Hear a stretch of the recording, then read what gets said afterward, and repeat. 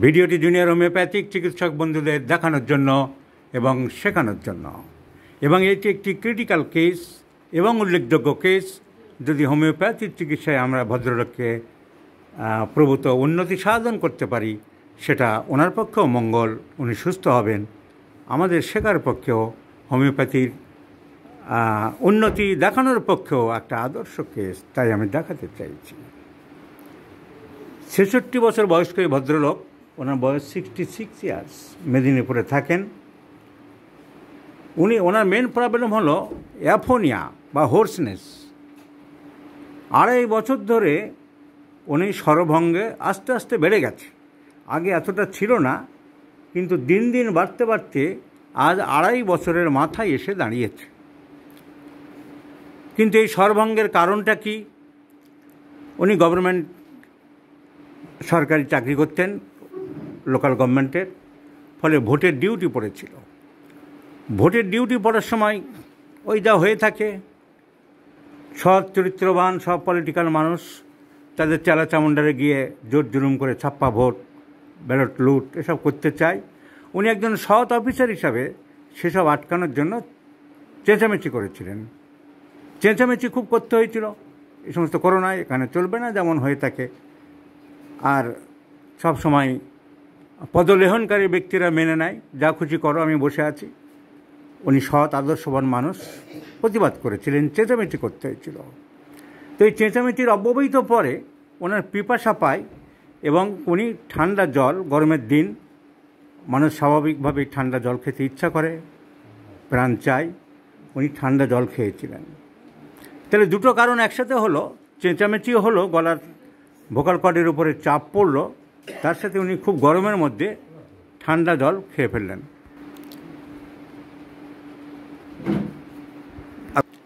তাহলে উনি এখন কারণ হিসাবে কী ধরবো? দুটোই তো কারণ।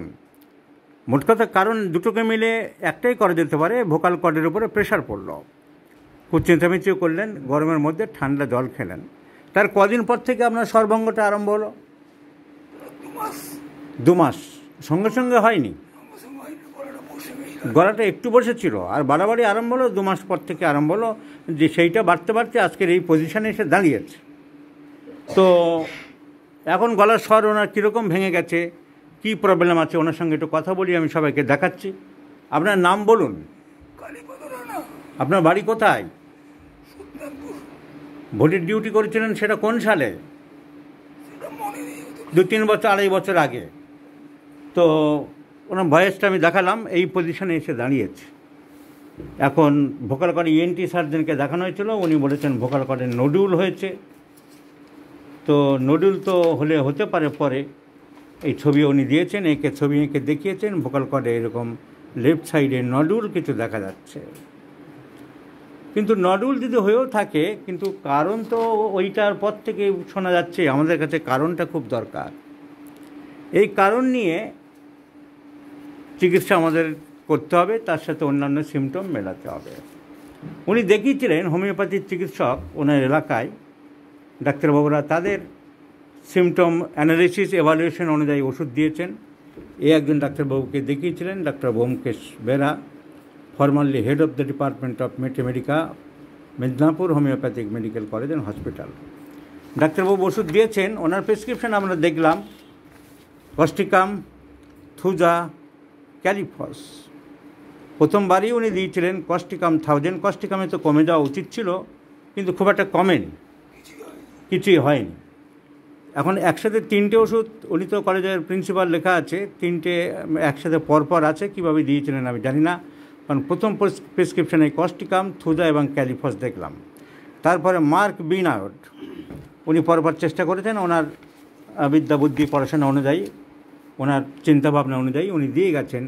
তারপরে ল্যাকেসিস দিয়েছিলেন, ল্যাকেসিস, ক্যালিফস, এগুলো আমরা দেখলাম, এই ওষুধগুলো পড়েছে, কিন্তু উন্নতি খুব একটা আপনি পাননি, উনি কোনো উন্নতি পাননি।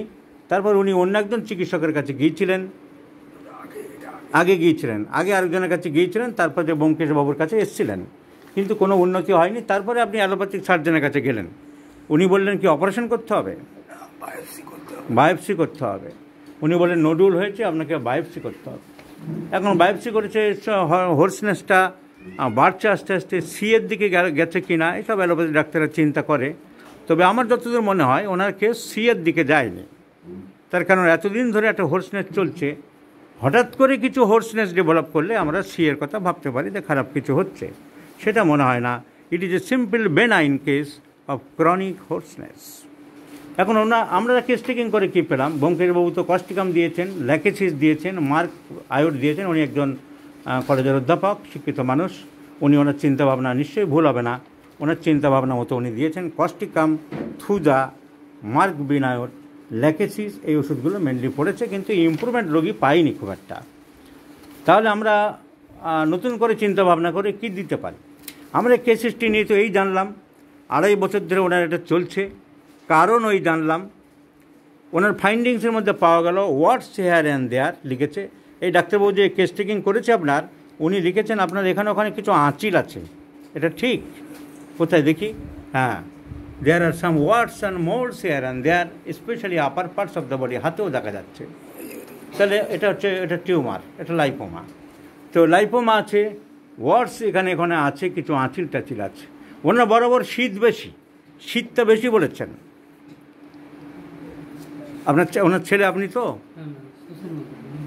আপনার জামাই, ওনার জামাই সান ইন ল, তো আপনিও দেখেছেন ওনার শীতটা একটু বেশি, গায়ে কাপড় চোপড় দিয়ে ঘুমায়। তাহলে শীতকাতুরে মানুষ, আঁচিল আছে এখানে ওখানে। মিষ্টি আগে ভালোবাসতো, এখন অতটা খান না, সুগারের জন্য খান না। খিদেটা ভালো আছে, কাঁচা নুনটা পাতে খাওয়ার আপনার একটা অভ্যাস আছে। He prefers extra salt at diet. মাংস উনি খুব একটা পছন্দ করেন না, মাংস ছোটোর থেকেই নাকি? আর কোন ডাক্তারবাবু যেন বলেছে যে মাছ মাংস ডিম খাওয়া একেবারে বারণ। কে ব্যোমকেশবাবু বলেছিলেন? ওই পরের আগের ডাক্তারবাবু একজন চিকিৎসক বলেছিলেন মাছ মাংস খাওয়া বারণ। উনি সেই ভয় আর কান্না, কিন্তু এর সাথে তো উনি মাংস এমনি খান না, মাছ ডিম খাওয়ার বারণের কোনো কারণ নেই। আপনি মাছ ডিম পছন্দ করে খেতে পারবেন, এই রোগের সাথে এর কোনো সম্পর্ক নেই। ঘাম বেশি বলেছে, ঘামটা আপনার বেশি ডাক্তারবাবু লিখেছে। আগে ছিল, এখন অত হয় না। তাহলে এখানে তুমি পাস্ট লেখনি কেন? সোয়েট প্রফিউস পাস্ট, ঠিক আছে। রাগটা বেশি লিখেছে, চট করে রেগে যান আপনি, একটু হট টেম্পার মানুষ, সহ্য করতে পারেন না। সে কি অনেকক্ষণ থাকে না, চলে যায়, তাড়াতাড়ি চলে যায়। উনি হঠাৎ ক্ষিপ্ত হয়ে পড়েন, আবার রাগটা থাকে না, চলে যায়। আর মানসিক লক্ষণের মধ্যে আর লিখেছে যে আপনার টেনশনটা বেশি। আপনি নিজেও সেটা বললেন একটু আগে, সব ব্যাপারে একটু টেনশন করেন। যেমন দু একটা উদাহরণ দিন তো। বাড়িতে কারো শরীর খারাপ হয়েছে, আমাদের মনে কি করবো, উদ্বিগ্ন হয়ে পড়ে। ওনার মধ্যে উদ্বিগ্ন ভাব খুব বেশি, মেন্টাল টেনশন খুব বেশি। আর কাজকর্ম, খাওয়া দাওয়া, চলাফেরা সব আস্তে আস্তে করেন না তাড়াহুড়ো করে করেন? আগে তাড়াহুড়ো করতেন। তাহলে আমরা বেসিক সিমটম যেগুলো পেলাম, শীত বেশি,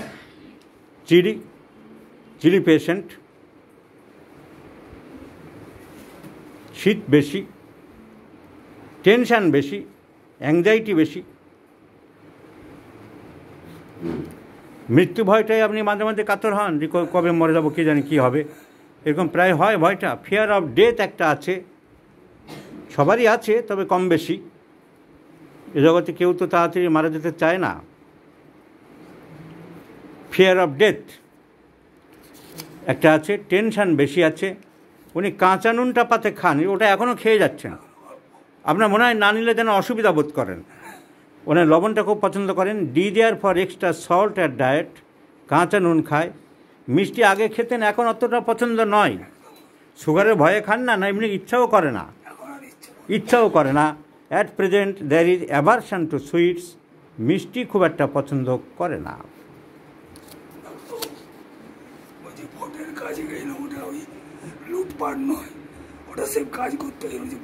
যাই হোক, সে ঠিক আছে, ওটা কোনো ব্যাপার না। আপনি তো এখন চাকরি থেকে রিটায়ার্ড হয়ে গেছে, আমাদের ডাক্তারের সোসাইটিতে থাকবে, এটা ওটা কোনো ব্যাপার। রাগটা চট করে হয় ওনার, অ্যাঙ্গার বেশি, রাগ হয়ে যায় চট করে। আমাদের যে সিমটমগুলো জোর দিতে হবে সেগুলো আমরা লিখছি, এই সিমটমগুলোকে আমরা জোর দেবো। মিষ্টি আগে খেত, এখন খুব একটা পছন্দ করে না। শীত বেশি, রাগ বেশি, আঁচিল আছে এখানে ওখানে, আঁচিল আছে এখানে ওখানে, warts and moles here and there, এখানে ওখানে আঁচিল আছে। আর মামার ক্যান্সার হয়ে মারা গেছে। মা ক্যান্সারে মারা গেছে, মামা মামা ক্যান্সারে মারা গেছেন, ফ্যামিলি হিস্ট্রিতে ক্যান্সার আছে। মায়ের হচ্ছে চুলকানি আছে, মায়ের চুলকানি ছিল, এখনো আছে। এখনও আছে। মাদারের একটা স্কিন ডিজিজ আছে উনি বলছেন, মায়ের একটা স্কিন ডিজিজ আছে। আর ওনার গ্যাস অম্বলের জন্য উনি অনেক দিন থেকে গ্যাসের বড়ি খেয়ে যাচ্ছেন। কত বছর ধরে? 10-12 বছর 12 বছর ধরে উনি রোজ সকালে একটা করে ওই অ্যান্টাসিড খেয়ে যান। অ্যান্টাসিড খাই, আবার ওই বোতলে আছে খাওয়ার প্রোটোকল একটা। খাওয়ার আগে সকালে খালি পেটে বা খাওয়ার পরে ওনার একটা long continued taking antacids, history of taking antacids for a long period. তাহলে অ্যালোপ্যাথিক অ্যান্টাসিড, পার্গেটিভস অ্যান্টাসিডস উনি প্রচুর পরিমাণে খেয়ে চলেছেন। History of taking antacids. গতকাল আজ কাশতে একটু রক্ত বেরিয়েছিল, একটু রক্ত মতন বেরিয়েছে, এখন একটু গলা থেকে রক্ত মতন বেরিয়েছে ওনার, আগে ছিল না। দুদিন ধরে একটু রক্তের ছিট দেখছেন কাশতে কাশতে। হাঁ করেন দেখি, বড় করে শব্দ, জিভ বের করে দিন, করেন জিভ বের করেন, জিভ বের করেন, শব্দ করেন, জোরে শব্দ শব্দ। এমনি গলার ভিতরে এখন খুব একটা প্রবলেম ওনার কিছু দেখা গেল না। আর একটা সিমটম ওনার বলতে ভুলে গেলাম, সেটা হলো যে ওনার পায়ে একটা ইনফেকশন হয়েছিল, পায়ে একটা কিছু কাঁটা মতন গ্যাস মতন কিছু ফুটে গিয়েছিল, গিয়ে পাটা ওটার জন্য ওনার সেপটিক হয়ে গিয়েছিল, সারা পা ফুলে গিয়েছিল। And he had continue the allopathic treatment. তার জন্য অ্যালোপ্যাথিক একটা কোর্স দিয়েছিল কদিনের, 15 দিন। সেইটা খাওয়ার পর থেকে আপনার শরীরটা আরও খারাপ হয়েছে, চেহারাও খারাপ হয়ে গেছে, আর এইখানটা যেন চেপেছিল সেই শক্তি। চেপেছিল। তাহলে একটা অ্যালোপ্যাথিক ওষুধের মধ্যে চলেছে এবং সেইটা চলার পর থেকে ওনার শরীর আরও খারাপ হয়ে গেছে। So ill health from taking allopathic medicines. শুধু ওষুধ নয়, আপনি ভুগেও ছিলেন, পাটা ফুলে টুলে ঢোল হয়ে গিয়েছিল। সো অ্যালোপ্যাথিক মেডিসিনস ওটাও ধরবো, প্লাস একটা অ্যাকিউট ডিজিজও ধরবো। তারপর থেকে ওনার শরীরটা আরও ভেঙে গেছে, খারাপ হয়ে গেছে। তাহলে শীত কাতুরে, চিড়ি পেশেন্ট, টেনশান বেশি, মৃত্যু ভয় আছে, কাঁচা নুন খেতে ভালোবাসে, অ্যাভারশন টু সুইটস, মিষ্টি খুব একটা পছন্দ করে না, রাগ বেশি, আঁচিল আছে, অ্যান্টাসিড গ্যাসের জন্য প্রচুর পরিমাণে খেয়েছে, আর কদিন আগে একটা ইনফেকশন হয়েছিল, তার জন্য প্রচুর অ্যালোপ্যাথি ওষুধ খেয়েছে, আর তারপর থেকে শরীরটা একেবারে তছনছ হয়ে গেছে। এটা আপনি বলতে চাইছেন? সবসময় লালা পড়ে, লালা থুতু বেরোয় বেশি, একটা স্পিটিং ভাব, ঘুমের সময় লালাও পড়ে, স্পিটিং, স্যালাইভেশন। পিপাসা কেমন? খুব স্বাভাবিক, পিপাসা খুব বেশি নেই। ঘাম, পায়খানা, প্রস্রাবে খুব গন্ধ আছে, পায়খানায় গন্ধ আছে, ঘামে বা প্রস্রাবে নেই। স্টুল অফেন্সিভ। পায়খানা কেমন হয়?